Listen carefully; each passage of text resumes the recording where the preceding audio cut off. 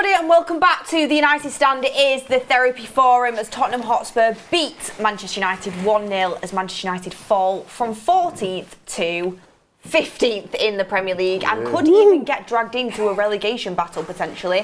Everybody was saying there's no way we're going to get relegated, there's no way we're going to get relegated. Well, it is getting closer and closer and goals do not look like they are going to pick up for Manchester United. We have a lot to digest. Should Amorim have used the bench? Should he have used the kids quicker? Did he make the right calls? Did he set up the team in the right way? Are these players good enough for Manchester United? I mean, I think that question is pretty obvious, but debating who should start right now is really honestly tough to pick. And we're going to talk about the future of Ruben Amorim. Is the question marks over him? I've seen a lot of people discussing that already. Should there be question marks over him, or should we be talking about the decision makers and the ownership at this football club in terms of their footballing decisions midway through a season and in a January transfer window? Is there any hope looking out to the summer? Where do we go from here?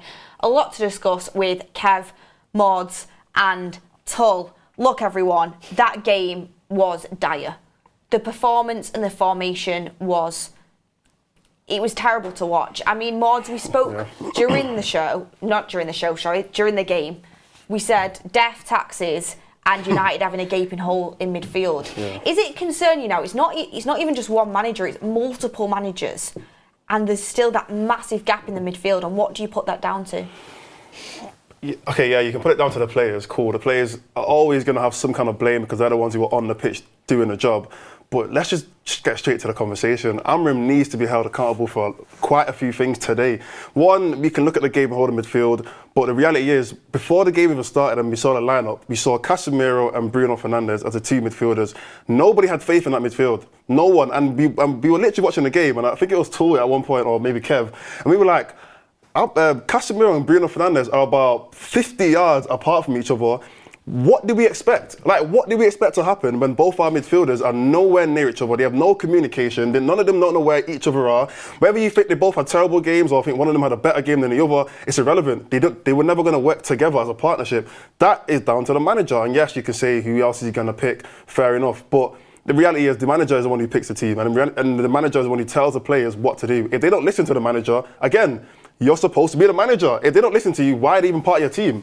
That's a horrible excuse. So, look, I think, I'm not going to say that's be conversations as to whether Amorim should go or if he should get sacked or whatever. It's way too early to say anything like that. But there's a lot of criticism that needs to be put in today because there's a few things, in my opinion, that he got wrong. And him not playing any of the youngsters, bringing on, one sub in the 90th minute, when we lost the game anyway. So what was the point in you waiting for the 90th minute when we're going to lose regardless? And you couldn't bring on, they had about 6 or 7 academy players who were waiting to make the debut in a game that we were losing regardless. Bring them on, at least let them run around and try something. You didn't do that, we lost the game regardless. So look, I think Amorim had a stinker today. What's the worst that could have happened? Absolute stinker today, in my opinion. I mean, we're going to talk about the Amorim conversation, get your comments in, your thoughts on that. But Ricky said, Kev, that he thinks that we would have had a better chance today if he would have played Casemiro and Lindelof as the midfield pairing. He thinks Bruno Fernandes leaving that position and he's causing that gaping hole in midfield, and he thinks Casemiro... Sorry, did you just say Lindelof in midfield? Yeah, he basically thinks, because he thinks that... I've got a voice note to read out from Ricky coming very soon, by the way. He's in Dubai living it up. I wish we were there right now after that game. But he thinks that Casemiro is getting a lot of criticism because he's being asked to do a job of basically 3 midfielders on his own because Bruno Fernandes is constantly leaving that gap. The manager, is that the manager's decision? Is it Bruno Fernandes' ill discipline? Who knows? But what do you make of that comment from him? Well, I suppose you could say, has Lindelof ever played midfield? I think he did for Benfica a little bit. Did it? Right, well. A long time ago. I suppose in hindsight you could look back now and say, what's the worst that could have happened? But, I mean, I totally agree with Maud. You know, you look at that bench, you've got youngsters on the bench. If they're good enough, they're old enough, if they're on that bench, why don't you dip into that? I know, obviously, Ugarte is a huge miss. Mainu, you try to get them 2 midfielders, but Bruno Fernandes did leave Casemiro, I mean, massively exposed today. So many occasions, like we were saying, they were separate parts of the pitch, weren't it? It was almost like it was a competition, you know, let's see how far away, away from each other. There was no cohesion, there was no There was no midfield. It's to the point where, like, you play Sunday League, and if you're asked to play that job and you're vacating that role, your manager from the sideline is going to shout, Kev, get back in there. Get back in there. Yeah. You just don't feel like there was any of that today. And obviously, it's not just that area that is a problem for us, but Tull, like, our centre-backs, Mazraoui, Dalot and Maguire, I think they're our best players at the moment. They're playing well. But it's hard when you're faced with a constant barrage because that midfield is so gappy. And what do you put it down to? The midfield. Look, we've got 2 10s on the pitch which aren't midfielders. We've got 2 10s on the pitch which are playing as wingers. It don't matter who plays there. They're too wide. You can't play in the Premier League with 2 centre midfielders. I don't care. You could go and get the 2 best centre midfielders in the world, and I still don't think it'll work. I really don't. You've got 3 wide players. You've got Dargu, Dalot and Garnacho today, all playing out wide. You've got Dargu and Garnacho today trying to do the same thing when you could have a midfielder there. And, Bruno shouldn't be coming out of position as much as he is, but there's an easy solution to having a big gap in the midfield, which is happening every game. Put an extra man in there. And if Amorim's going to stick to his formation because, he's coming to play that way, so I'm going to stick by that, and that's it. If he's going to get us relegated doing that, then so be it, mate. But you're going to get sacked by the end of the season. The more logical thing to do, look at what you've got, look at what's going wrong, fix it. If it means going away from what you wanted to do originally, so be it. But fix it. It's called a stopgap. We've had managers do it in the past. Solskjaer did it. He had us playing counter-attacking football before he got his signings. Fix the problem. Stop us getting beat every single week. And then when you get to summer, you've got your pre-season. Then you can get your players in and start doing what you want. But right now, if he's going to keep playing, if he's going to keep setting us up the way he's setting us up, we're going to get relegated. And that's it. We are going to get relegated, and Moyes was saying it before, you might not come back from relegation. You might stay down in the Championship for years. It's not worth potentially getting relegated to try and implement the system. It's not. He's got to change something now. And one thing I'll say in terms of the midfield today, and obviously I understand, I said it before, yes, there wasn't that many options to even bring on in that midfield, but let's not act like this is the first time we've seen this problem. This ain't the first game that we've had an open midfield. We've been saying this for ages. We've been saying this over and over again. I remember the Southampton game. There's been loads of other games, the Fulham game, and I know, yes, we ended up winning those games. Luckily, somehow, we ended up winning these games, but we've said it over and over again. Play the right players in the right positions. I get it. Bruno had an awful game today, awful game, but he doesn't change. I'll be honest, Bruno doesn't change. As much as we want Bruno to change, he doesn't change. And we know what he's going to... The way you get the best out of Bruno Fernandes, honestly, is putting him in front of 2 players that are going to do all his dirty work for him. Say if you had a Casemiro, as much as I don't think Casemiro should play for Manchester United anymore because I think he's past it, respect to his career, but just nowhere near good enough for our club right now, I'm going to be honest. Like a lot of these players. But if you had like a Casemiro and Ugarte and somebody else with some defensive discipline, if you had that pivot, kind of like what Ruud did when he came in, and you had Bruno in front of them, it gives him that licence. But he can do it for a few games and you think, oh, you know what, Bruno deeper, like he can look good there, he can dictate play. But he's got that about him at 30 years of age, I think he's 30, where he's always going to end up wandering. And you need people behind him to clean up after him, just like McTominay and Fred did. Like, as much as we used to go on about McFred, and that was never going to win you a league, Bruno Fernandes thrived in that setup because he had 2 players behind him that were dogged and did the work. Yeah. But sorry, go on, carry on. Yeah, no, what was I even going to say? Oh yeah, Bruno. The whole point I'm trying to make is that Bruno doesn't really change how he is. We've seen him with multiple managers now, so we know it's not just a managerial thing. He's always going to be the kind of player to kind of be a bit like a magnet. He's always going to be attracted to one side of the goal, or he might even drop all the way back and come to our goal and pick the ball from the keeper, or he'll be like a ball magnet and he's just focused on wherever the ball is. He's always going to be like that. So if you are going to play him, and yes, we probably had to play him anyway today, you're going to have to either teach the team, as in like, give them instructions, strict instructions as to how you want them to play. I said this before, if the team not follow your strict instructions, you're not good enough to be a manager for United. I'm sorry, you're not good enough to be a manager for any club if the team not follow your strict instructions. So if you're telling this team, look, I need you to play like this because it's the only way we're going to stop a huge gap in the midfield, then that should be what's going to help us to, like I said, stop this gap in midfield, but also control Bruno a little bit better. Because the reality is he's going to be running around the pitch all game, and that just leaves, like you said, Casemiro just by himself. And to be fair, he did make a few like good deals and good tackles, but like it was so obvious as to where the problem is. And Casemiro's probably going to get a huge, like, a lot of people are getting onto him today because he wasn't the greatest. But like, you just look at the game and you think, what else was going to happen? It was a clear like mistake, in my opinion, on Amorim's part. But what baffles me more so, like, even past the managers, you got Casemiro, who's a 5 times Champions League winner. Yeah, he's got a bit about him. He's not a nobody. Turn round to Bruno and say, stay in your position. Why aren't players around him telling him it? You've got players letting him do it, and you've got the manager letting him do it. If you've got a player who's doing it every week, surely someone would grab him and say, you're putting me in the shit, stay where you are. That's where leadership's got to come into it. Because I was going to say, is that not Bruno's job? Bruno's the leader of the team. He should be the one telling himself to be in the right position. But also the rest of them have got to have a set of bollocks on them to say something as well. And the manager as well. It's like Bruno is now getting away with doing whatever he wants. Yeah. And people might argue, oh yeah, but he's done a lot for the club. No, it doesn't matter. Roy Keane did a lot for the club. He didn't get away with whatever he wanted. Yeah. I think we're very over-reliant in Bruno in terms of output, because even today the chances that were created did often come from him, but then it's affecting you the opposite way in terms of the midfield is massively open because he's not sticking to his position. But like you said, Tul, I do think, and people get onto me for this, but it's true. You could have easily just not had Garnacho in that game and had an extra midfielder, and people say, well, look at our bench. Well, try someone out. What's the worst that could have happened? Kone could have come into that midfield and helped Casemiro as just a body in there. And I think Dargu and Garnacho were basically doing the same thing anyway. So you could have easily just took off an attacking player. I understood the Hojlund and Zirkzee thing, as poor as Hojlund was. Zirkzee, he was getting the ball and then Hojlund was making runs off him, and we were kind of getting him behind that way quite a few times. It never ended up paying off.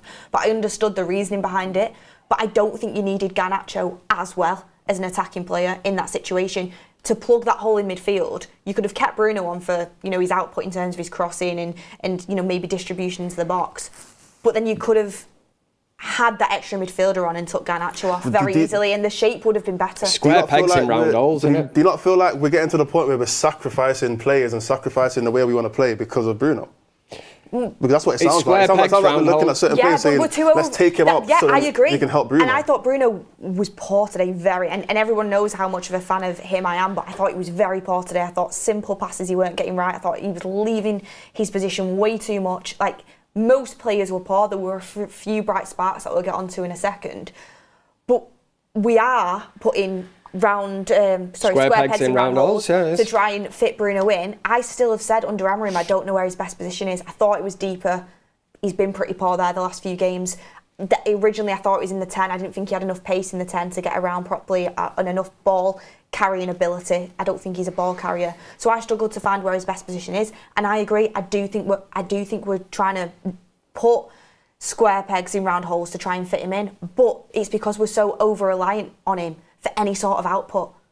We struggle to score goals massively. We struggle to create chances. Ahmad has contributed to 46% of our Premier League goals.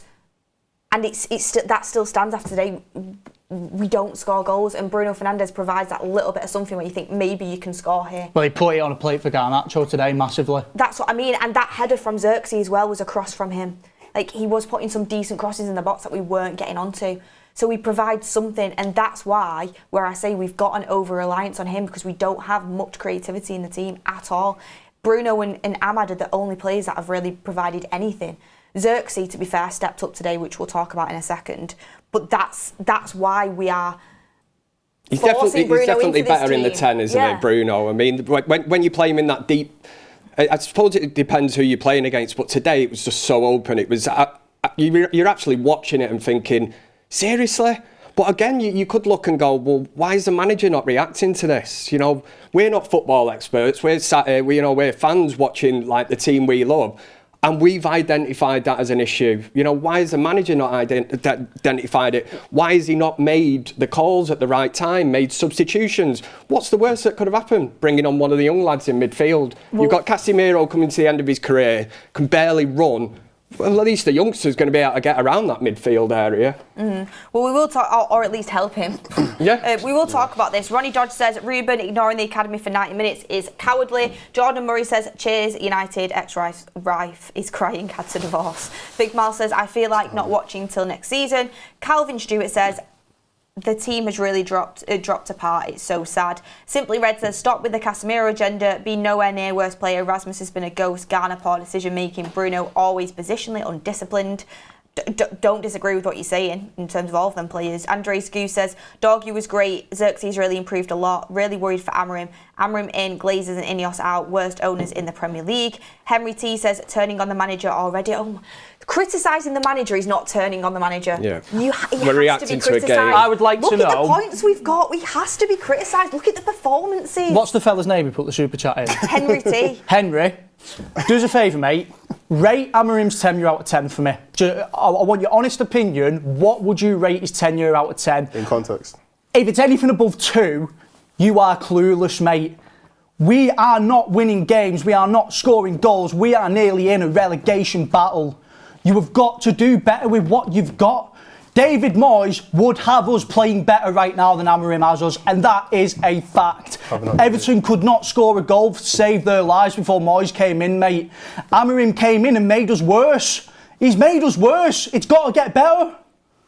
I think we're at the same point we was when Ten Hag left. I think we're worse. And let's not forget, point, David Moyes did manage United and he was dog shit. No, what Tull's trying, Tull's not saying that David Moyes should be United manager. He's not saying that. What he's saying is, if you would have dropped him in as United manager at the same time as Amorim's been dropped in, he thinks he would have got more points. Now, there is context to this. Amorim is trying to implement a long-term system to have us competing at the top of the Premier League. David Moyes would have come in and shop to try and get results. He would have come in and done something that's tried and tested to close the gap. We are trying this system which no one else in England plays, which we don't have. Right, fair enough. We're playing a system, right, which United haven't played since whenever. Van Gaal even tried to play it and scrapped it. We played this 3-5-2 or whatever. We played 3 at the back with Van Gaal for a year and he scrapped it after a year. We're trying something which we have no clue if it's going to work. He's had no pre-season to try it and he's just coming halfway through a season and implemented it straight away.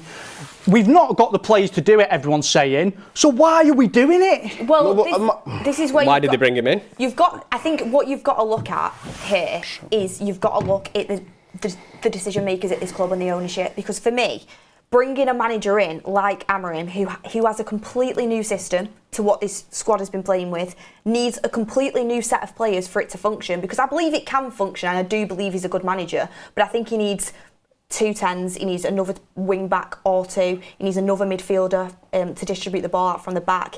Probably needs another left-sided centre back, and he needs a centre forward. So he needs a completely new team, basically.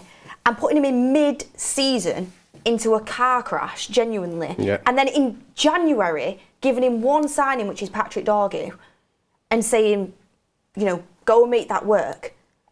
That's where you've got to look at the decision makers at this football club. If you wanted Amorim was your guy, understood. He's done fantastically well at Sporting. He's got very good European pedigree. He's got a system that has clearly worked. Beforehand, I get it, the Premier League is a bigger league and he's not done it in a top 5 league.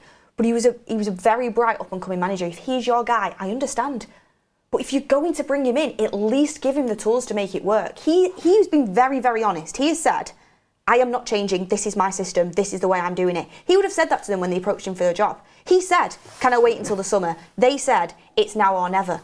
Okay, so if you're going to do that, give him some players in January. If you don't have the financial capability to give him players, then they either should have done 2 things.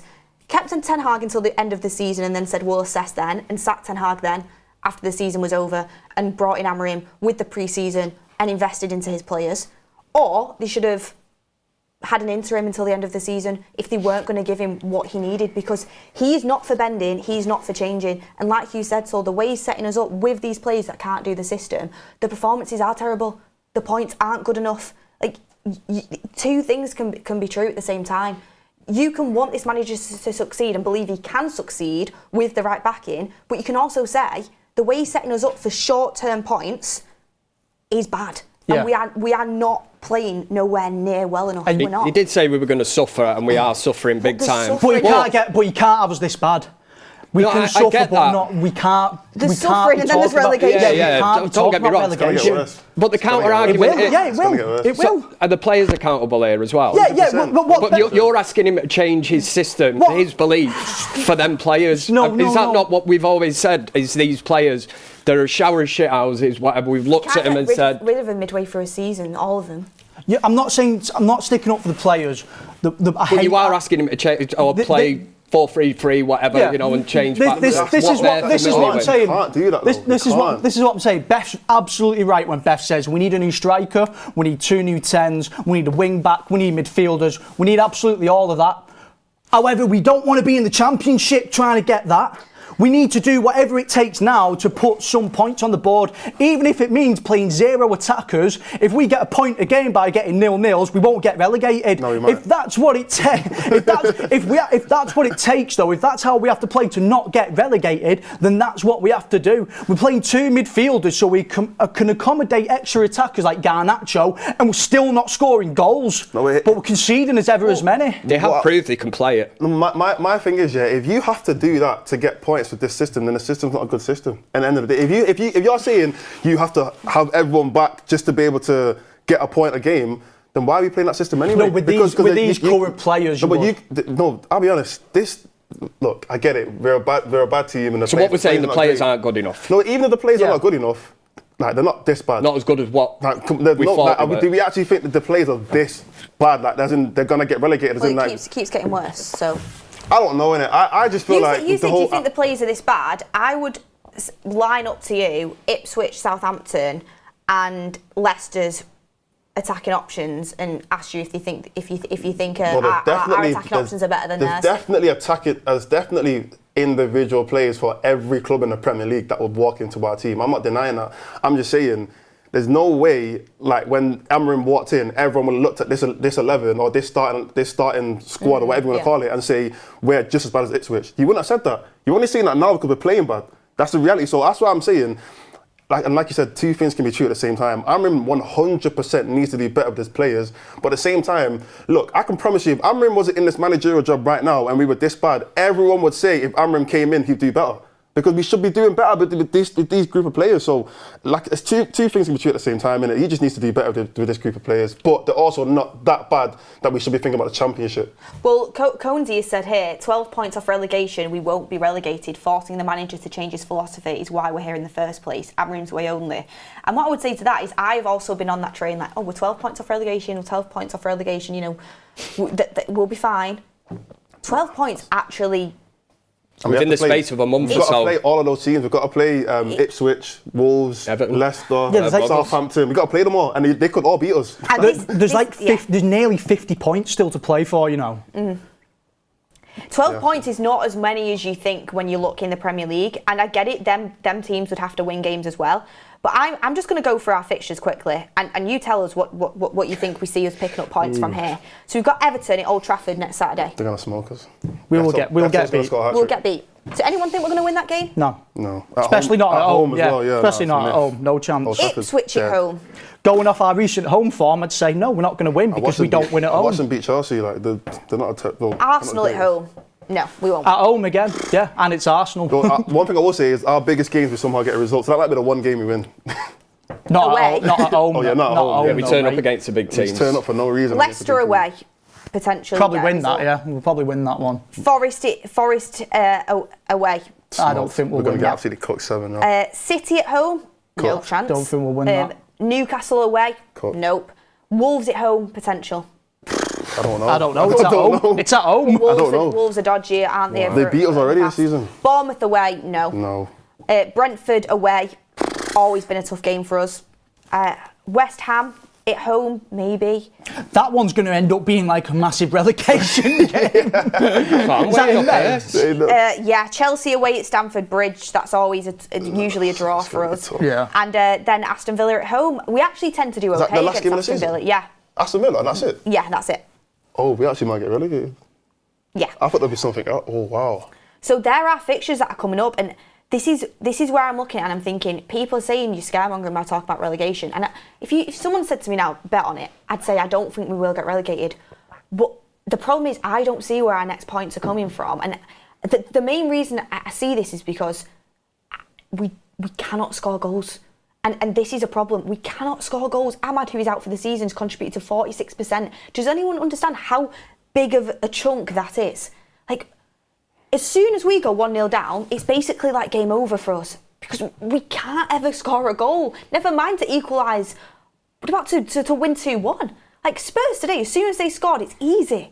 Just defend against us. We can't score. It's fine margins. You look at the Garnacho chance today. I mean, how we didn't even hit the target in the first half. You know, to make that 1-1, and it's a total different game, then, isn't it? Really, but it is an issue. It's a massive issue. People say we create chances. We didn't have a shot on target from the 10th minute until I think it was like the 60th. No, it was later on. Was it like the 70th minute?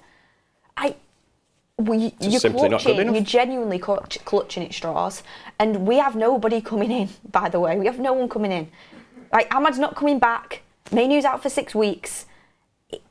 You're relying on players that have underdelivered all season to try and go and get your goals, and certain players do have to step up. I mean, for me, it was very telling today. Casemiro probably had more chances in the game today than Casemiro's probably had more chances today in 90 minutes than Hojlund's had in like the last 3 games, and that shows. You've got to get your position right. You've got to get in the right places at the right time. I mean, we'll get into to more players because I know Ricky wants me to read this voice note out as well. Bips the Musical Disciple says, you wanted Erik ten Hag out. We brought in Amorim, so why should Ruben change his formation to play the Erik ten Hag system? We should have kept I'm not saying you should play the Ten Hag system, mate. Maybe you should play 6 at the back. Maybe we should give that one a go. Or maybe 6 in midfield. I'm just saying, we've got a massive hole in midfield every game. We don't score goals. We're creating minuscule amount of chances compared to the rest of the league, and we're shipping multiple goals a game. There's 3 main things there which you need to look at and fix right now. T Suave says summer signings were Amorim, not Ten Hag. Ten Hag didn't ask for a left back, extra centre back's 9.5, closer to a 10 and a wing back. Ravel Burns, basically he's saying there that the summer signings were for Amorim, not Ten Hag, because we got extra centre backs and we got a 9.5 that was closer to a 10 and a wing back, but I don't see that. No, I don't agree with that. We didn't buy a wing back in the summer. Ravel Burns says, would you lot take 17th in Europa League win or a top 10 finish in FA Cup win? I'd take Europa. Oh, 100%. I mean, we're never getting in the top 10, so there's not even any point discussing that. And I would obviously be overjoyed to win the Europa League, but again, you've got to score goals to win a cup competition. I don't see us scoring unless something drastically changes. I mean, penalties every game. We're in free fall, man. We're at the stage. Honestly, I said that like joking earlier. We might have to get Sam Allardyce in at some stage just to steady the ship. Yeah. I mean, that's one point to make. Someone who may be able to contribute goals, Chido Obi. I mean, you're clutching at straws, but you got 3 minutes today. Kev, do you think it was? What did you make of Amorim not trusting in the kids to come on and try and win in the game? Because it's not as if we were losing. We were 1-0 down. We were chasing an equaliser. The game stayed relatively the same for the last probably half an hour of it. Nothing was really changing. United had a couple of opportunities, but nothing like concrete. Do you think he should have turned to the youth and maybe give them a bit more of an opportunity today? 100%. What's the point of naming him on the bench? You see a lad like that coming on in the 88th minute. How long were we 1-0 behind in this game? We're looking to change something. You know, I'm sat watching it and thinking, what's the point? You know, what is the point of bringing a young lad? Yeah, for the experience, whatever. If you're good enough, you're old enough. If you're on the bench, if you've seen Obi Martin, he's ripping it up in the under-18s. He's a threat. What's the worst that could have happened? You know, at least you're going to get somebody that might be the opposite to Hojlund. He might hold the ball up. He might be able to run the channels, you know, and make chances for himself. But I'd just seen it, really. Was it a last throw of the dice? You kind of look at a player like that coming on in the 88th minute when you knew there was only going to be about 3 minutes injury time. And I just think, what's the point? Seriously, what is the point? He could have brought him on an hour before that. You know, and he might have influenced the game. Again, that is hearsay. You can look at it. We will never know. But how are you supposed to make an impact in a game in what sort of 3 or 4 minutes? It's ridiculous. And we're struggling to score goals, like you said. So it's a position where you look at and think, what's the worst that could have happened? You know, if you'd have tried that. You know, is the manager going to say, oh, I don't want to put too much pressure on him? Pressure is even just being named as a substitute at Manchester United. You know, that pressure's taken away from him. I thought he should have come on a lot earlier. I know it's easy for me to say that now, but... Do you think more the fans would have had maybe more respect, not respect, but maybe more sympathy towards Amorim if he would have turned to them younger players a little bit sooner, considering the way the game was going? Yeah, I mean, I've seen a lot of people online saying like it's cowardly and stuff like that. And to be fair, that's not really the wrong way of putting it. I think, look, I get it. He's probably been in a lot, in fact, United have been in a lot of situations this season where it's been late on in the game and someone's just come up with a goal, whether it's Bruno or Ahmad or someone's just magically come up with a goal and we end up winning the game or getting a draw, and it's kind of just saved or covered up a bad performance. And he probably thought, you know what, if anyone in this team is going to come up with something with the players on the pitch, because they're the starting 11 that you could probably pick from. However, I said it when we were watching the game, there was about 30 minutes straight where just nothing was happening. The ball was just flying back and forth. The 60th minute, we started discussing, saying surely he's going to change it now. Like, we all agree. Someone on, because there's nothing happening. We're not like the attacking plays that we did have. Garnacho was playing awful, couldn't beat his man, couldn't cross the ball in. Every time he was trying to get a shot off, he was just missing anyway. And I thought, the players that we have on the pitch are playing poor. We don't seem to be actually doing anything anyway. Like, it's not like we're on top of them and we're getting loads of chances. They probably should have scored 2 or 3 goals in the last 30 minutes. So, look, bringing on someone like Chido, maybe I'm just speaking from a United fan, that I wouldn't have got onto him too much, even if he had a bad game. Even if Chido played 30 minutes and every touch was poor and whatever, I wouldn't have got onto him. I would have just said, you know what, fair enough. We gave him an opportunity, he didn't work out. He's going to go back into the academy, keep working on himself, keep building, developing. He's going to come back and be better. Yes, other fans are a bit more fickle. They don't really think like that. But reality is, he shouldn't be. If that is his excuse, that he doesn't want to bring pressure onto his academy players, leave them at home. Leave them in Manchester. Why are you bringing them down to London just to go and watch in the cold? Let them go and actually have an opportunity to try and do something. When Kobe Mainoo came into the team, he was 19 or 18 or something, and he made a big difference. Probably other players that I could probably name, I can't think right now, but like Marcus Rashford, when he came in, he was 18 or something, came and made a big difference. Are we going to say he wasn't ready? He only came on because someone was injured. The only point I'm making is you never know when a player's going to be ready unless you actually give them the opportunity. So I just think it was a very bad decision for Amorim to not give most of them opportunity to actually jump on the pitch, and for Chido to have 2 or 3 minutes. It's just a waste of time. I mean, let's talk about. I have to agree with you. I think Amorim should have looked to the bench today earlier, because it was obvious the way the game was going. And you know, it gets to a point. It's like, can it get any worse? Do you know what I mean? Like, we didn't look like scoring. We didn't. We were getting the ball into the final third. We were giving Spurs something to think about, but it needed something else. And I think he should have looked at the bench sooner. I think Greg, our producer, said they probably have clauses in the contracts where they have to get paid a bigger fee if they get onto the pitch. And maybe Ineos was like, no, we can't afford to pay that today. So only bring one on if you can for it. Under 5 minutes, it's less money. So yeah, we'll get him on for 3. Maybe something like that. No, I'm joking, obviously, but you never know. You would never know. But I do think he should have. Was it a statement that maybe I don't trust them yet? Who do you trust then? I don't think it was a statement. And if it is a statement, what a named on the bench. What a stupid thing to do if that's what you're trying to do. I just think it was surrender. I think it was more of a thing of, look what I've been set up with. Look what I've got on the bench. I'm 1-0 down. What can I do? What can I do? What's the worst rather than rolling the dice and having a set of bollocks and saying, you know what, let's have a go here. Let's get him. Do you know what I mean? Let's give him half hour and then we'll bring another 2 lads on with some fresh legs. 5-10 minutes to go, just to sit and accept what was going on the pitch. There was 8.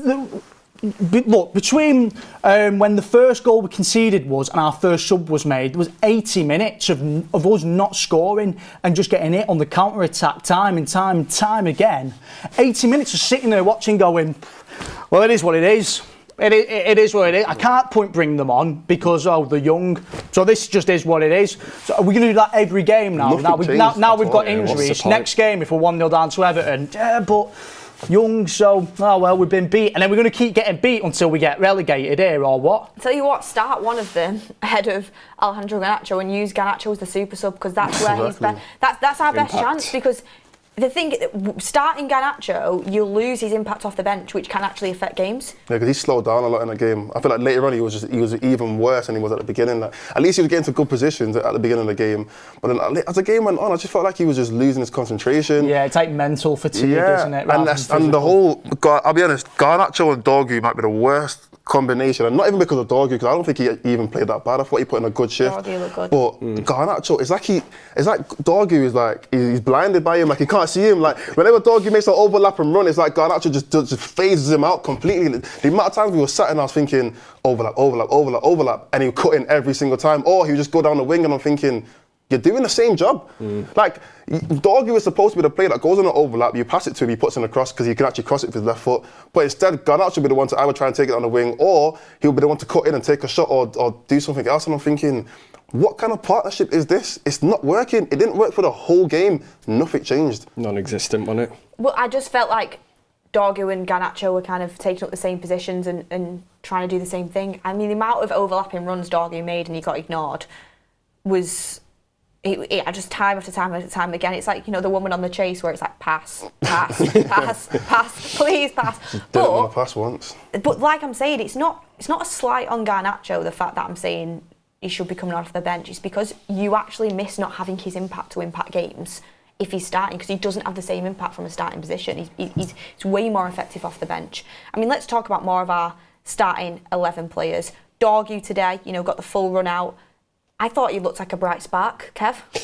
Yeah, well, it's obviously been a bad day at the office as a United fan, but if you're going to start talking about positives, I'd say he'd be at the top of the list, where you look and think, what's that, his second sort of appearance, full sort of Premier League game, and no, I thought he looked good. Like you say, if Garnacho hadn't have sort of ignored him as much today, maybe if you've got a different player on that side, or you've got that combination between the two of them, it could work well. But no, I thought you picked up on a good thing when you said about physically. Fitness. Yeah, he looks miles ahead of every single player at Man United. It looks like I said this. I said it's very telling that he's come in midway through a season and looks like the fittest player we've got. He was up and down that wing, no problem. Everybody else looked knackered. I know there's an argument to say, obviously, Casemiro's a certain age and Dargu's only 20.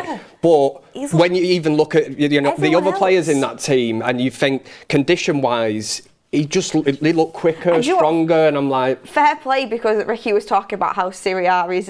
we were having that battle between Syria, is it a quicker pace, or is it more physical, or what have you? But Dargu looks more physically fit than everybody else. 100%. And he's coming midway through a season. How long until he's, he kind of just... I feel like sometimes the club just drags players down that come in.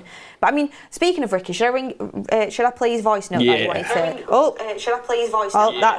That's where the show is. Never mind. Let me turn that off. God, that scared me. Then I felt like I was in the meet. I thought I was reading out a voice note that I'd sent to someone. I was like, oh no, careful. Could have been interesting. Yeah. So this is Ricky's voice note. Everyone, I don't know if you'll be able to hear it. Before I get on to my main point, first of all, Zirkzee, I showed some absolute touches of class. Not everything went right, but he really looked like there's something to work with, so that's a bonus. Next thing, I don't understand how Casemiro has been so badly treated by the manager. I've argued many times on the shows that he got castigated by us on the show and all the fans when we got beat at home by 2-0 by Newcastle. But it's around the same time that we're getting beat 3-0 by Bournemouth and 3-2 by Forest. And we had about 5 defeats out of 6 at Old Trafford. So I argued at the time that we were no better or no worse with Casemiro in the side. And again today, it's the first time he gets a game, only because we're absolutely desperate. He normally doesn't even give him 2 minutes. But we're no better and we're no worse when Casemiro plays. Why is he not getting any game time at all? That's from Ricky. I mean, we've already spoke about the Casemiro thing, but I wanted to read it out to kind of get his perspective. But what I do think you can also take out of that voice note is the fact that Zirkzee looks promising. Zirkzee got hooked off in the Newcastle game playing at number 10 with Rasmus in front of him for Mainu, and it was a really dark kind of time for him, and a lot of us were kind of unsettled by what we saw when he did get brought off that game. The fans have been really behind him since, and we've been cheering his name. Today he was playing in that same number 10 role, and it was just a completely different performance. He I thought probably looked like our best player. He was. He's up there, wasn't he? Easily our best player. I mean, how many times we were sat there thinking, when did Zirkzee learn how to do that skill? Like, there was times where he was putting it through the legs and he was like creating chances, making the right passes. Sorry. Go on. They can use that sometimes. But yeah, no, I think he definitely was our best player. He's even like running back, like he was tracking back a lot, and he was pressing a lot, and he was getting the ball back. And I thought he just had this new like lease of life, like, out of nowhere. I agree. It felt more like an attitude thing today. Like with confidence Zirkzee. It change. felt like he just rocked up and was really up for it. Just a shame. Confidence thing with him, isn't it? As well? Yeah, well, it's just weird as well because there's like a weird trend with him where he'll be missing for 5-6 games and then he'll show you one game of absolute brilliance where you think, wow, he really does look top. And then he'll have another few games of, you know, when Zirkzee's bad, we've said this before, when he's bad, he is really bad. That's the thing, it's finding that consistency because he's either really good or really bad. There's like no in between. He's either mint like he was today, where he had a massive impact on the game, or he's absolutely, it's like his head's in the clouds. He's just got no concentration at all. If we could get that out of Zirkzee every game, it's a lot more promising. However, the trend of this season will tell you that Zirkzee will have a shocking game next game. So I will wait till next game. I will reserve a bit of judgment on Zirkzee. However, today he was top. He was our best player, and I was massively in that 10 position. He's definitely, you know. I think a lot of people looked at like Hojlund and Zirkzee and they were like, Zirkzee's come in to challenge Hojlund, but Zirkzee was quick to say, you know, I'm not a number 9, that's not where he likes to play in behind a striker or whatever, whereas today he looked like he was going to make things happen, didn't he? His footwork is brilliant, he's technically sound on the ball, it's just sometimes he's running and he's kind of the physical side of getting around the pitch, but he gets the ball well, holds the ball well, and his footwork and how quick he is with his feet, considering his size, is really nice to watch. As Ricky says, he's a big horse. Yeah, he is a big horse. He was top, but he's got feet like a gazelle. Like he was top today. I thought what him and Dargu probably were our brightest players, and you could really see what he was trying to do in just behind Rasmus and then feeding it through to him and his pace. Didn't always work out, but I think what you can take, and I agree with you, Tull, he's been very inconsistent, but I think there is some glimmers of hope with him. There's some potential that you can see for his age, and I think if you had more technically sound and secure players around him, you'd really see him thrive. We have a lot of players at Manchester United who don't know how to hold a football and can't carry the football well and are not press resistant. He's got good footballing IQ and he actually knows how to hold a football and thread passes together. So let's see what happens with him. That probably says more about Hojlund, because I think that's where a lot of people are kind of judging him. Because we've sat here loads of times, and whenever Zirkzee started instead of Hojlund, we've always said his hold-up play, you know, and the way he links everybody up and brings everyone into play. For me, it probably says more about Hojlund and what he's not doing. You know, Zirkzee's not amazing or anything, but he's doing something different, which is not a big statement, really, because at this moment in time, Hojlund's just like non-existent, really. Well, let's talk about Hojlund, because I was just going to say that the thing about Zirkzee for me is long term. I don't know where his best position is in this setup, but he's doing a job for now, and let's hope he can progress, because today he did really show a bit. But on Hojlund, I mean, we were having this discussion, let's just talk about it openly. I said everybody goes in on the Antony transfer. I get it. We paid way too much money for Antony. It was a disaster of a transfer. I agree with most people on that. But he scored a couple of important goals for us. The goal that took us through to extra time against Liverpool in the FA Cup that we then went on to win. You know, he scored in a few big games. I think he's scored the winner at Barcelona. Scored the winner at Barcelona. Scored against Arsenal. Scored against City. I think has he scored against Chelsea as well? I'm pretty sure. Obviously, nowhere near enough return for the money. Bad transfer, bad. But Rasmus Hojlund was £72 million. And where's the output? Do you know what I'm saying? And people say he was young. I think Anthony's 24. Hojlund's 21, 22 now maybe. Both quite young players. Is it time to... The thing is, it's hard because I do agree that the service is really poor in that team, but at the same time, you can make your own chances. Look at how many chances Casemiro had today. I mean, what is his hold-up play as well. I don't think he does himself much favours. If you're going to defend him, I know that there's that kind of view that, oh, you could put Mbappe or Haaland in this team and we don't create chances. I don't think he makes it easy on himself. Maybe it's a confidence thing, but confidence comes with scoring goals, doesn't it? And that is one thing that at this moment in time it's just hard to come by. But I mean, on the question of you talk about 72 million, it's a hell of a lot of money, that. You know, and we were talking before, obviously, at this point, who do you want to sign, Harry Kane or Hojlund? You know, when you look back at that now, and the people that were saying Hojlund because of his age, you know, and you think, seriously, you know, right, okay, well, whatever, you know, it's all summer long, all the way through that summer, my desktop on my computer was a picture of Harry Kane in a United shirt. I swear to God. Manifestation. Yeah, well, that's what I thought I was doing. I actually put a bet on with someone as well. I bet someone £100 that if United signed Kane, we'd win the league the year after, but the bet was void because we didn't sign Kane. He tried to get his £100 off me because we didn't win the league. He said, no, it was if we signed Kane, you idiot. The thing is with Hojlund, where I struggle, is I think he's got good attributes, but he's just not good enough on the ball, and he doesn't get himself into the right positions, and I don't think his footballing intelligence of where to be at the right time is right. It's a polite way of calling him rubbish. He's not a good striker. That's very polite. Well, to me, it's like, what do you do in the summer? Do you think you move him on? What would you? I think he's a bench player. I think he should have come in as a bench player. Probably should have paid less money for him, yeah, but I said it at the time when we hung our hat on a 19-year-old, well, he was 19 when he came in, to be our main striker. That is ludicrous. If he'd have brought somebody else in with him, take the burden off him, let him learn his trade kind of thing, but he is literally, as long as he is fit, that's another player that just seems to be, you are there, because there's nobody else. Yeah, when we signed Ahmad, he went and did 2 years in the academy. Hojlund should have been treated in a similar way. Well, it's not his fault. It's not his fault at all. We should have had another 2 strikers ahead of Hojlund when Hojlund came in. I agree. However, to look at your striking options and say, right, we've got no one, we've got to sign the guy, and you sign a 19-year-old first, you've got your priorities back to front.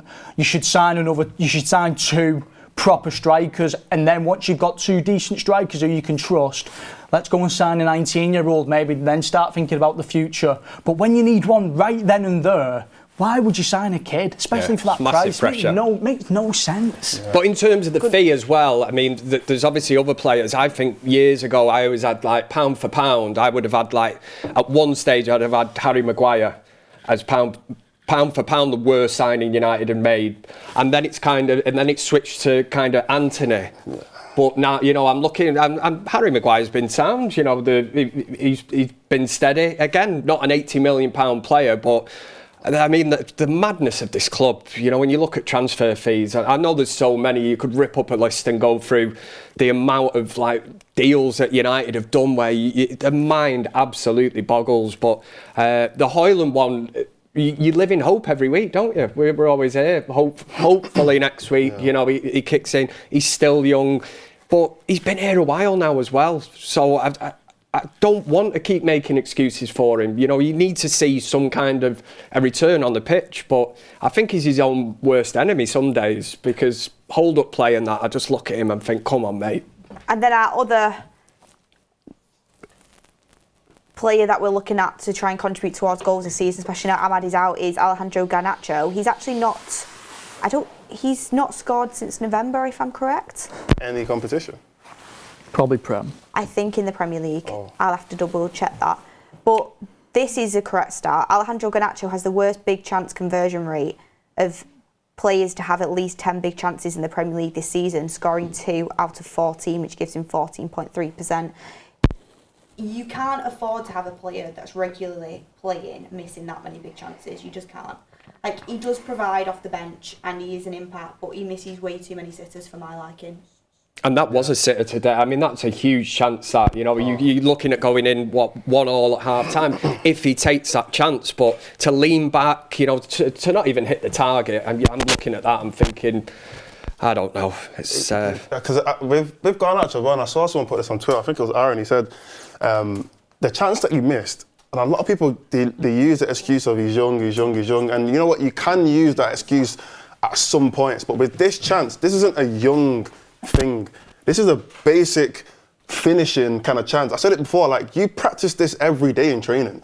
You've been playing for United for quite a while now. You're playing for a few years. You played over 100 games for United. You've been practicing these kind of finishes regularly. If you can't pick up how to finish a one-on-one and put it on target by now, there's a problem. That there is a problem now. Now we're thinking, okay, cool. Are you even developing at the right pace that we need you to develop at? Everyone keeps saying he's going to end up being a 70, 80, 90 million, 100 million pound player. A 100 million pound player puts that on target at least. You know, you put at least you'd expect. Say a £5 player puts it on target. I put it on target. I could rock up on Sunday hungover and score it. That's what I mean. You could. Do you know what I mean? It's not that hard. These are things that the target, you know. And the thing is, and Ricky always says this, football is very small margins. That goal, he puts that on target or he scores that, the game's a different game. We're not having a therapy for him today. The momentum changes, the adrenaline changes, might end up going and getting a winner. But because that chance falls to Garnacho and he misses, let me not say we lose it because of that, but the momentum of the game changes. Yeah. You know, things kind of switch. It's a big moment. It's a big moment in the game, and you can't take these kind of things for granted and just say, "Oh, it's fine. Next game he'll score. Next game he'll get an assist." No, like we need it to happen now. Like we actually need it to happen now. Like it's not just a want. It's not like an expectation. No, we need it to happen now. Like Toll said, we're not that far from relegation. Like we're about 9 points off Wolves, and they're supposed to be in a relegation battle. So how far are we from everybody else? That's what I mean. So, look, not to even. I mean, I know I'm getting onto him a lot, but like, how long are we going to keep giving excuses to these players? Like, I don't get it. Like we can keep doing it forever, but. Like eventually we're going to be 18th, and it's like, okay, well, that's why know? I was trying to say to Tull earlier, you know, for the manager now to go against his beliefs and his system, which from day one he said, I'm keeping this, you know, the players have to get on board with it. We have had similar arguments with past managers where we've looked at these players, haven't we, and we've said they are capable of doing it. They've proved this season at Anfield, at the Etihad, at the Emirates, that they can actually play this system and play it really, really well. But for some reason now, recently, I mean, do you look at the players and think, you've heard the rumblings that are coming out, you know, that the players are, you know, apparently, we don't actually like this formation. I think they're all trying. It's just not good enough and it's not working. No, they're not good enough. Do you think this system can win the Premier League? I don't know. We have no idea on that yet. I think it's tough to say, but what I will say is for it to have a chance, it needs a completely new set of players. Yeah. I'm telling you now. But I need don't a completely new set of players. We don't have a striker good enough in that team. We probably need two strikers, to be honest. We probably need two strikers. Probably need two. Weghorst is better than what we have, and everyone was complaining about that. Like every striker we've had is better. Yeah, exactly. So we need at least one top striker, if not two decent strikers. Like we need one top one at least, though. You need 2 10s, I think. And then I actually do think we do. We dramatically need a left-sided 10.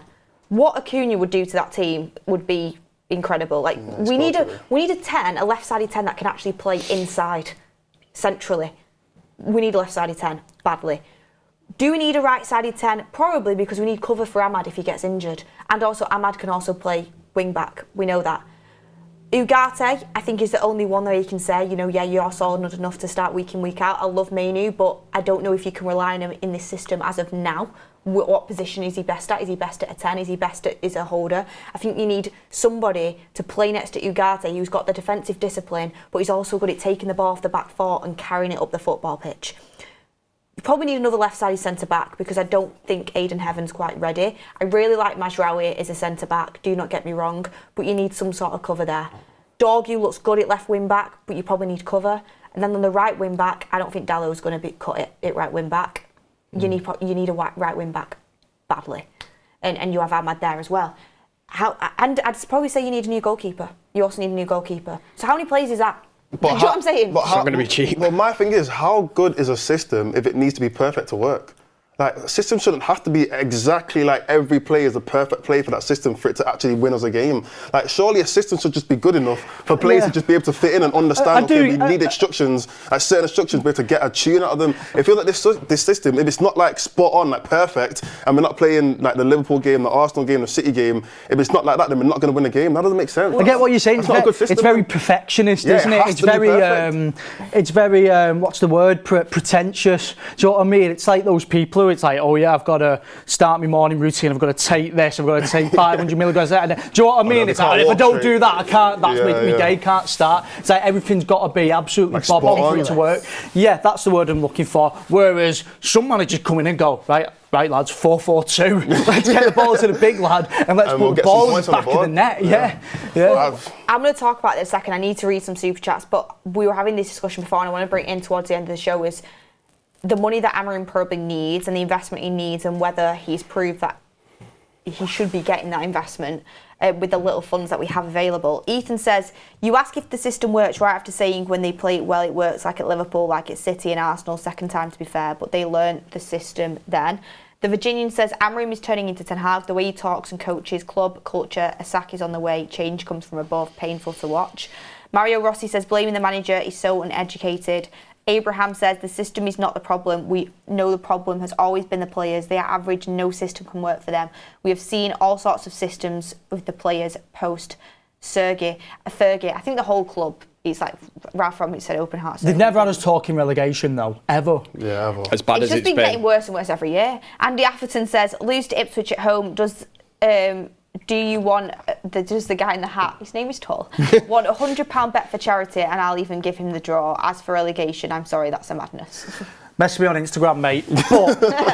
But this is what I just want to say to everybody saying, oh yeah, we've got to stick with the formation, yeah, we've got to stick with the system, right? This is hypothetical, but I'd like to know what people think.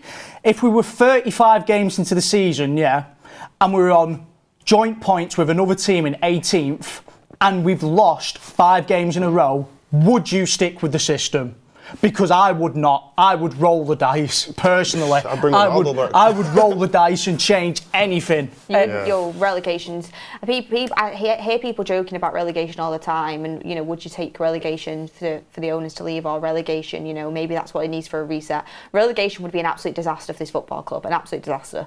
Like, it's unthinkable. I said it before, that'll be the worst thing that could ever possibly happen. And I don't think it'll happen, because I was saying 12 points isn't a lot, but now I'm thinking about it, that would mean Ipswich would have to gain 12 points. They might. But they could all take points off us. Ipswich could take points off us. There's so many Southampton could take points off us. Wolves can take points off us. Everton could take. They could all take. West Ham could take points off us. So that's 12 points there gone. I just find it absolutely baffling that these are professional footballers. Yeah, they're being asked to play a system that they're not accustomed to or used to. At the end of the day, it's football, man. Are they absolutely that baffled by what he's trying to ask them to do? But sometimes they do on the pitch. You're looking, and they're all looking around at each other. Nobody wants a ball. It's like a hot potato. Don't give it me. No responsibility, nothing. Yet, it's like, is he really asking that much and baffling them that the information, they're just, when they get out on the pitch, they're like, I don't know what to do. I don't know where. It's just a game of football, isn't it? I'm like, is he seriously asking but then surely, as a manager, the amount of times you've seen today, we had a massive gap in midfield, about 50 feet wide, where Casemiro was trying to cover the whole gap by himself. Why doesn't he grow a set of bollocks and take Bruno off and say, all he's got to do is pull an academy player to the side and say, you've got one job, mate. Stick in that little centre circle and hold your ground. Well, it's not happened for a long time, though, has it? We've said this for years, probably. It's not happened. Someone's got to do it. Take Bruno off? No, everyone said for years, like, the coach just needs to tell Bruno to stay in that area. Everyone said it. It's never happened. But not even Bruno. It could be for anyone, this. Like, this isn't me just pinpointing Bruno. It could be any other player. I could have done it with Garnacho today. I could have took Garnacho off, brought an academy midfielder on and gone, listen, this is all you've got to do. Get in the midfield, rough them up, hold your position and move the ball quickly. Just give him simple instructions. I guarantee you the academy player will probably hyper-focus on those instructions and make sure they get done rather than focusing on trying to do other stuff in the game. You would benefit much more from that little change, but you've got to have a massive set of bollocks to do it. If you've not got the bollocks to do it, you probably shouldn't be managing Manchester United. Exactly. Well, this is what I want to bring in for the last 5 minutes of the show. We've had loads of things to talk about, but we do need to wrap up. But what I wanted to say is, for Amorim's system to eventually work, a lot of us would be in agreement that we need a new set of players, and it's probably going to take 3 to 4 years. Probably, like he did say, he probably needs 6 transfer windows, didn't he? Like, it's probably going to take a long time. It's a full new reset. Manchester United, are under pressure financially. We all know the situation. It's horrible, but we are. I mean, Amorim's already come out in press saying we have to sell to buy. He probably wants to sell quite a few of these players, to be honest, because they don't fit the way he wants to play. The only question I ask to you guys, and this is me just putting it out there, I'm not saying, like, it's not an opinion, it's a question. Amorim hasn't picked up many points since he's come in as manager to Manchester United. The performances have been quite poor. If you go in the summer and sell certain players and then bring in players that are suited to his system, and you continue to do that,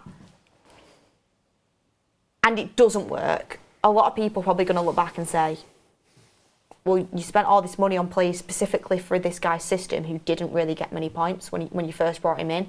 Like, was that the correct decision to do? I mean, are you all in agreement, and get in the chat as well, that we do need to, you know, just fully back him with his system and what he wants and just hope it's going to work? I've changed my mind, I'll be honest. Because look, think of it like this, yeah. So we have to get specialised players to play in the system, innit? Because an average player, for some reason, can't fit in this. I don't think it's specialised. But it is, though, because it's none of these guys players. It's better players. Better, but Cunha's not specialised. He would thrive in the left 10. But I was going to say a proper number 10. His attributes would be perfect for this system, right? That's what I mean, like, when I say specialised. Kenda's not like, it's not like some niche player. He's a good player, probably no matter what system you play. But he would suit the system. He's better players, really, I'd say. If you look at like Casemiro's position today, though, if you wanted to replace Casemiro with another man to get a better performance out of him, look, mate, you best go and get the best player of all time, mate, because Casemiro got given an impossible job. Yeah. So if you're going to go and handpick players to go in a system, which I'm going to argue, there's some positions in that system right now which nobody could do. That job Casemiro got given today, you could put you could. I don't think he could do it. I don't think he'd do it. He'll get run out. Does it also show how good Ugarte's been? By the way, it's credit to Ugarte, yeah. But I think it's a whole thing though, because it's a whole thing because Ugarte probably plays a lot better because even though he's playing as a Bruno, you might have another player in front of him like a Mainu or an Ahmad or someone in front of him that's going to actually get back and cover that space. So he's got more protection next to him. He doesn't have to do the whole job by himself. Casemiro had Bruno, Zirkzee and Garnacho, 3 attacking players next to him in the midfield. It was always going to be a mess, let's be honest. So the point I was trying to make before anyway was that, look, if Amorim goes and brings in, let's say he brings in 10 players, yeah, of his own players, probably even more than that, and they all suit his system perfectly, but it's not working out, what do we do then? Rinse and repeat. Because then now it's like, oh, well, you've got your perfect players, and the same thing happened with Ten Hag. Well, you've got your perfect players. Yeah. So now we're going to have the exact same excuses, and all of a sudden, a new manager comes in, and now he's got a different set of players. I just feel like if a manager comes in, he should just be able to get some kind of tune out of the players he already has. And yes, you can get better players, but the players that you already have should be able to just fit in your system and just do something, at least something, to get some points. I agree. I'm telling you now, yeah. How long ago did Moyes come into Everton?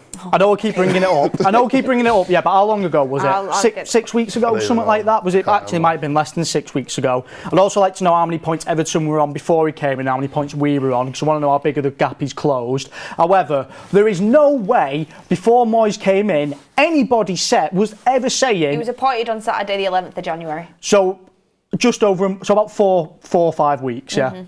There is no way... 6 weeks ago, anybody was saying Everton's squad is better than our squad. Not one person in the entire world was saying Everton's squad, not even better, Everton's squad can chat to our squad, mate. The difference, if someone was to say, rate Everton's squad, rate United's squad, it would be a gap like this. No one would have put them close. It would have been like that, yeah. But Moyes has come in and thought, actually, do you know what? Yeah, I can work with this. I can get these players playing, and he has done. Why is our manager not able to do that? Why is it a case for our manager he's got to come in and go, yeah, these players aren't quite good enough for what I want to do? Rather than it should probably be, we're in a relegation battle. He's good at this, he's good at this. A little bit like Solskjaer did. Well, we've got some players who are fast. Maybe we should just play counter-attack. Maybe we should just be a bit of an hard team to play against and just play on the break, because that's what a lot of poor teams do and they have success with it. We had success with it under Solskjaer when he first came in.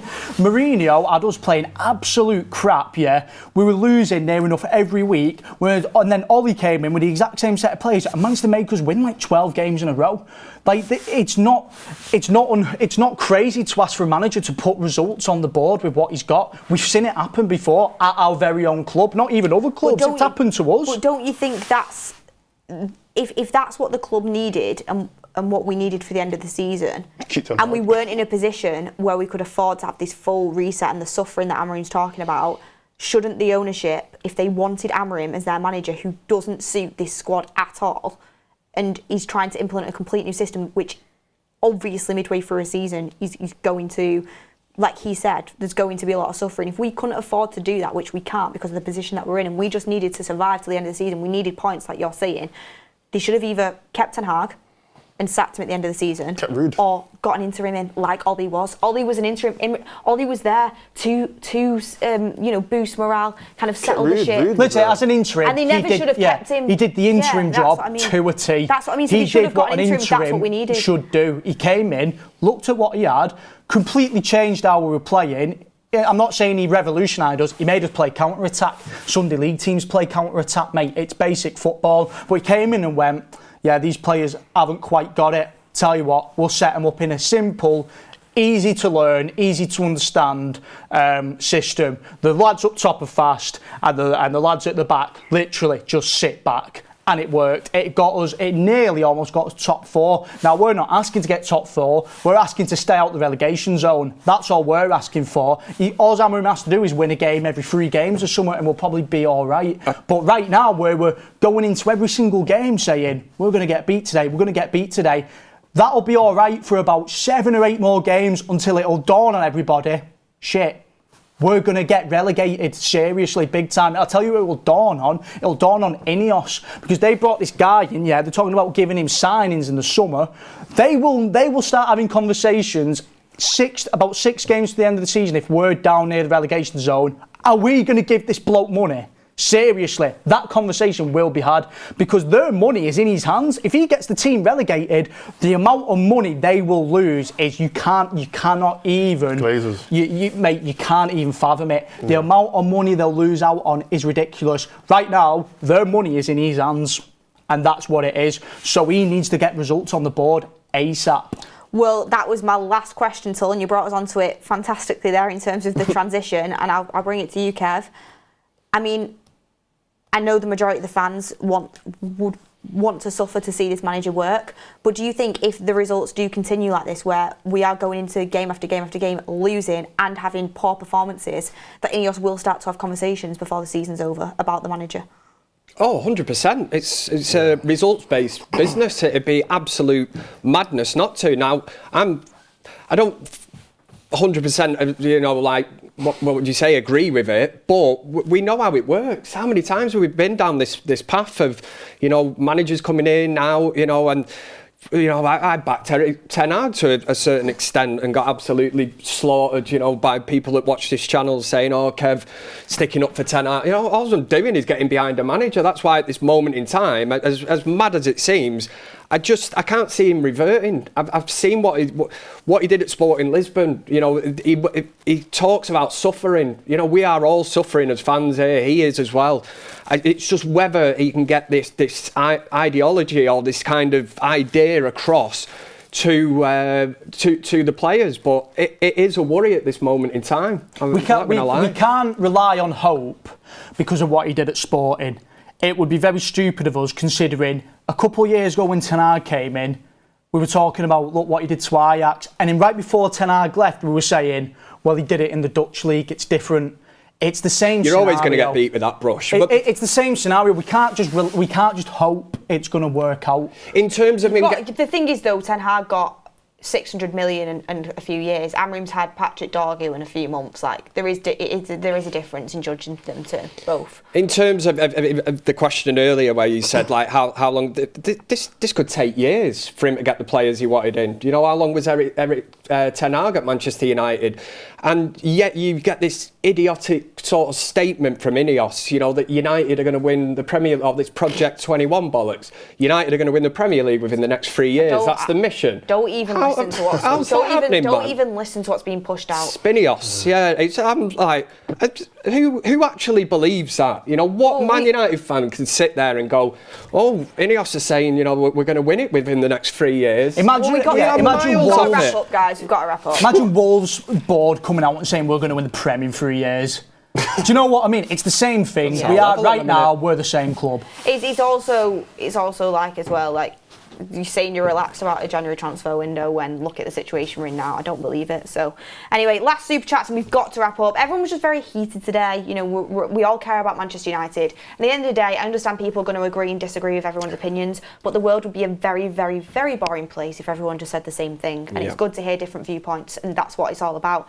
Last super chats, Keil Robinson says, Tull with the most logical perspective.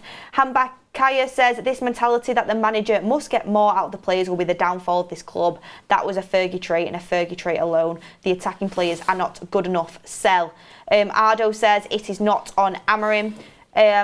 Andrea says don't be stupid, let's back Amorim. Amorim in. Kuno says Maud's respect for saying it how it is. Free Immortal says Ineos got Amorim knowing that he would do this and did not back him in January, incompetent by the owners. Ethan says, why should Amorim do that? Honestly, what is up with you? I don't know what he's referring to there. Callum United says, just protecting players again, hashtag Ineos out. Rip Zed says, I think United missed De Gea so bad, he used to save us in games. Serene Venus says, Amorim played this system at Sporting. You don't need world-class players to play it. You just need decent, hard-working football players, which is what we don't have. Ian says it's not much of the players' fault, it's the owners buying them in the first place, but these are professional football players and they should adapt.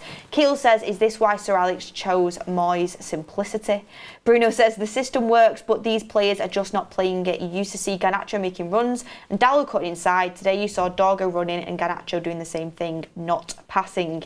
Ethan says, you ask if the system works right after saying when they play it well. I've done that one. Look, guys, thank you for all the super chats. I'm sorry if I didn't get through them all. It was a very intense show. And it was a therapy forum. So look, you've got a lot of different opinions there. There's a lot to think on and chew over. Thank you for watching. We have got another week now before a game. Everton, David Moyes actually coming to Old Trafford. 12:30 kickoff. Will we be able to score a goal? Let's wait and see. But look, Tull, thank you for laying it all out there, and hopefully we see an improvement next week. Mods as well. I know it's tough, and Kev back from surgery, back fit. Coming into the madhouse as well.